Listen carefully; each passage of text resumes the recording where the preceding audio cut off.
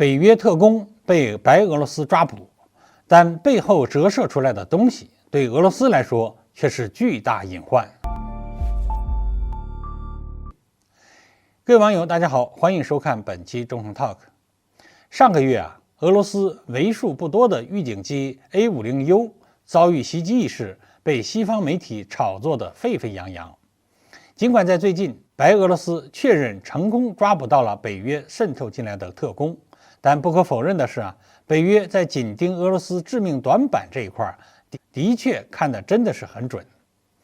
白俄罗斯通讯社最近的消息显示，北约为了针对俄罗斯的预警机，策划了整整大半年的时间，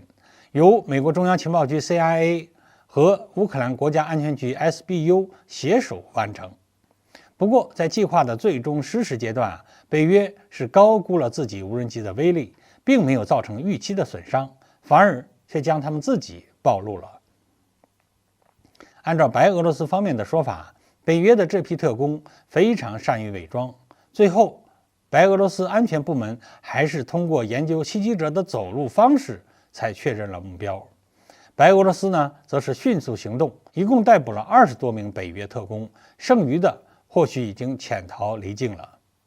事实上，这件事情给外界最大的疑惑就是，北约和乌克兰为什么要冒着暴露自己间谍网络的风险，去白俄罗斯毁掉俄罗斯派去帮助白俄进行空军训练的预警机呢？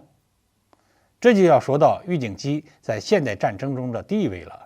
相信熟悉军事的朋友们都相当清楚，预警机不光光是空军部队的倍增器，更是联合作战体系网络的核心之一。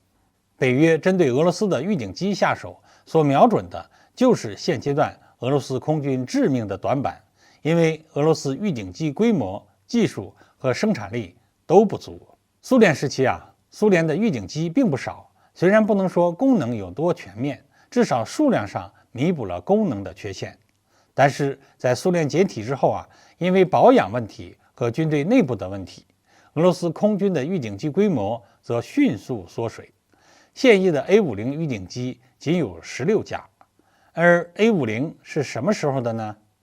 ？1978年首飞，1984年服役。换言之，俄军预警机是40年前的技术，在勉强支撑现代化战争。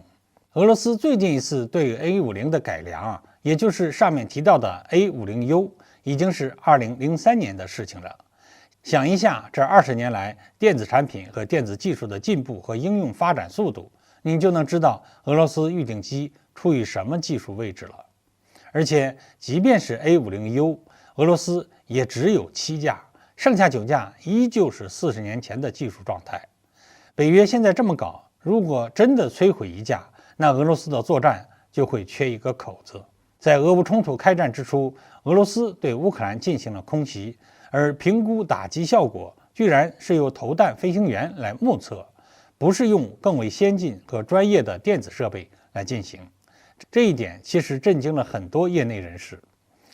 虽然我们一直觉得俄罗斯在军事现代化的改革上走了弯路错路，但没想到他们走的是那么诡异，后果是那么严重。北约虽然这次破坏行动失手了，棋差一着，没有取得效果，但这背后折射出的意思却非常清楚。北约是很清楚俄罗斯的弱点和漏洞的。换个说法来说北约对俄罗斯的情报深度远远超过了外界的预料，甚至可能都超过了克里姆林宫的预料。这一点对俄罗斯和普京准备应对未来更大规模的冲突来说，是一个巨大的隐患。不知未来俄罗斯将如何弥补这一短板。好，各位网友，今天的话题我们就聊到这儿，欢迎大家留言评论，我们下期再见。